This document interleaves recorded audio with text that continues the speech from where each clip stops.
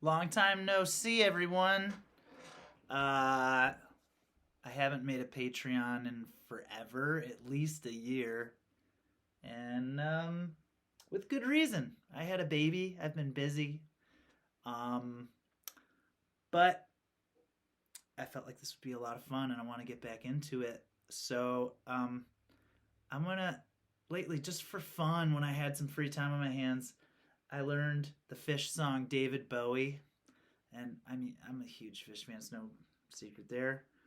But I kind of, for years and years, never let myself learn really hard Phish songs because I kind of was like afraid. I just didn't want to you know, um, be a ripoff. So I made myself learn other things, even though I listen to Phish all the time.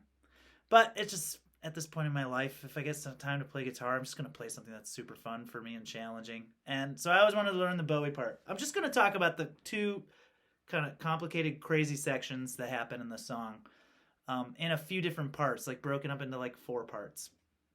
So the first part I'm going to talk about for today is this part.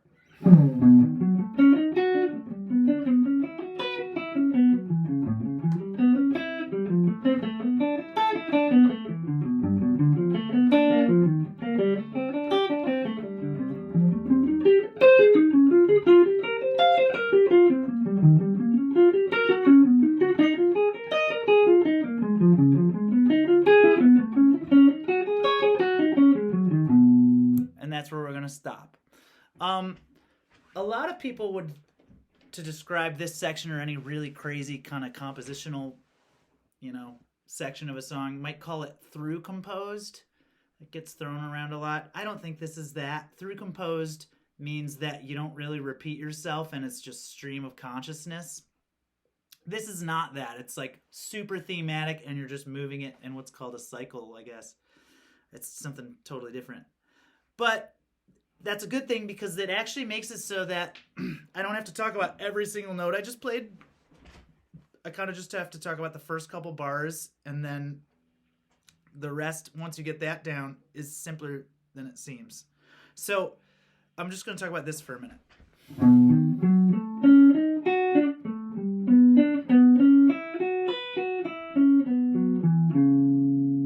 That's all I'm going to talk about.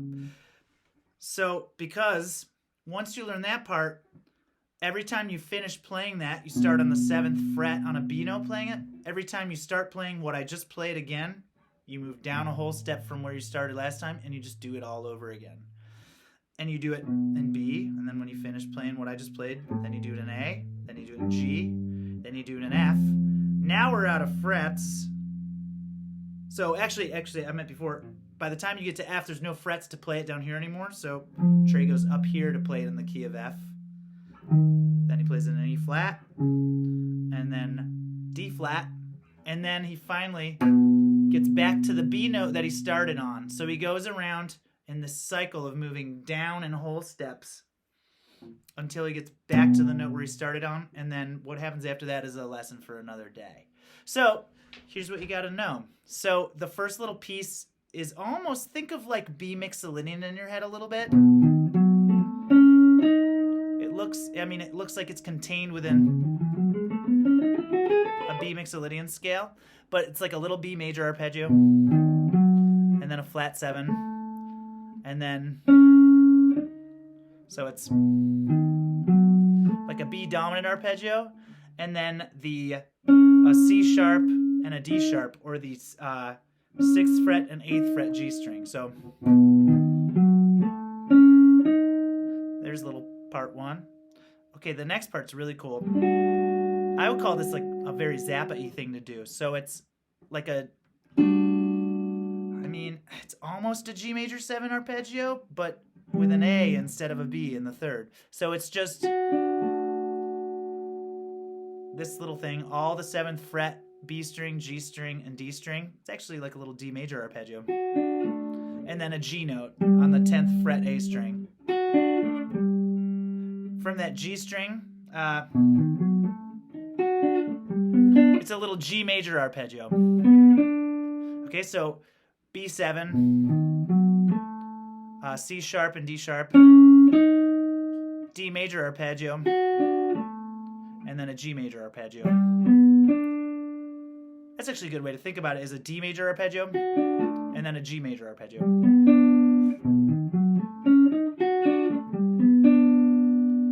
Cool, let's do that one more time slow.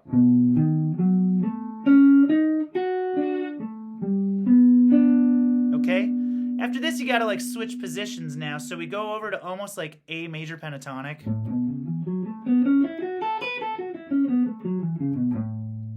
Okay, so we from, and it starts on a B note. It goes kind of, it just looks like A major pentatonic. So 4, 6, and then the next string is 5, 7. Okay, 7th fret again on the high E. There's a lot of that, of like two notes on the same fret but adjacent strings. And back down again.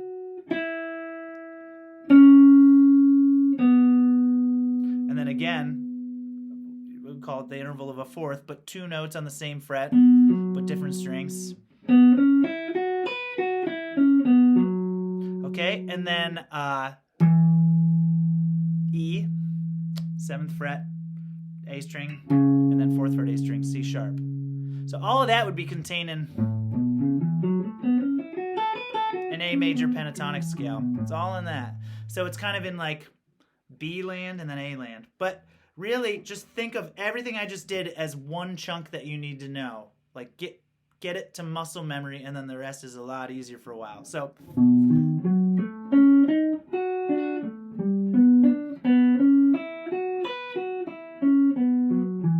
wait, hold on, what is it? Yeah, that's it. Okay, so once you have that, then it's just the same thing moving down on whole steps. You got to go up when you run out of frets, so you have to go up to the key of F, but it's still a whole step down from the key you did it in before. We just had to move for range's sake, really. We just ran out of frets. So then it goes like this. First thing we just did.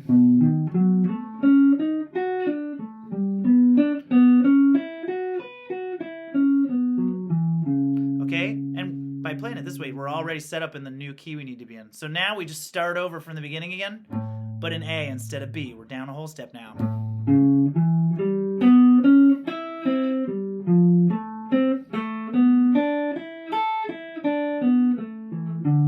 Okay, now we go down a whole step from A, where we just did that last piece. We do it in G now.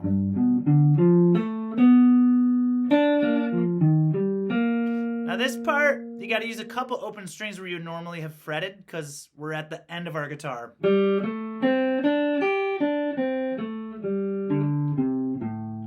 Right? Just picture where your index finger would go if there were a fret here, and make it an open string. It's the best I can describe it.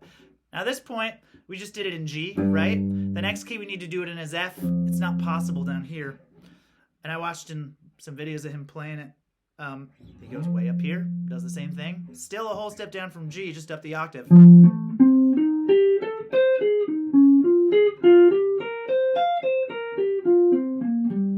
Now a whole step down from F is E flat.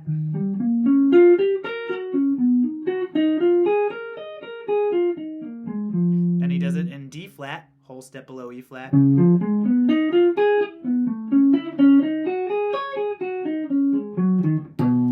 then you land on a B, and you went through the whole thing. You cycled all the way around till you got back to B again. After that, there's more stuff. Then we have...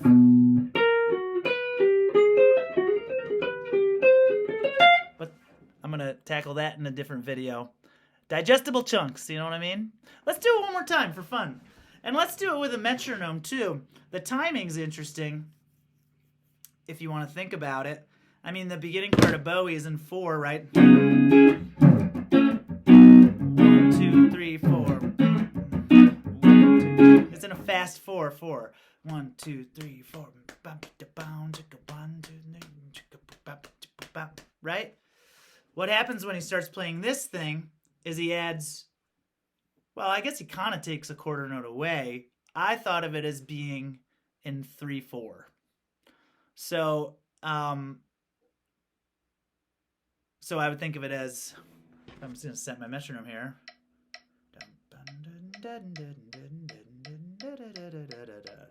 and I'll set it so that we're in 3/4,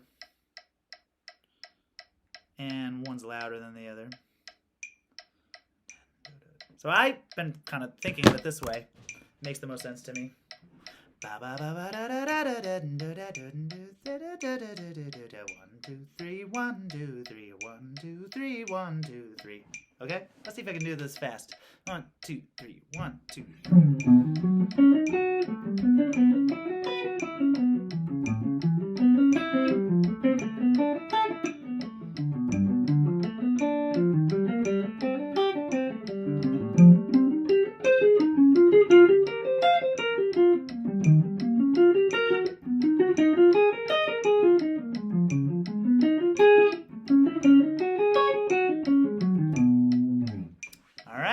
That's it for this week. Have fun with it. Don't be scared of it. Once you get that first chunk, it's pretty much autopilot. It's just a matter of playing it on the right fret. But it's a lot of fun. It's a great chops builder and like picking hand kind of exercise too. And it's just super fun to play.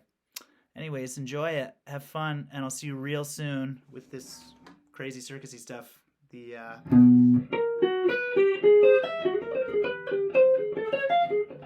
So on and so forth. It'll be fun. See you soon. Bye.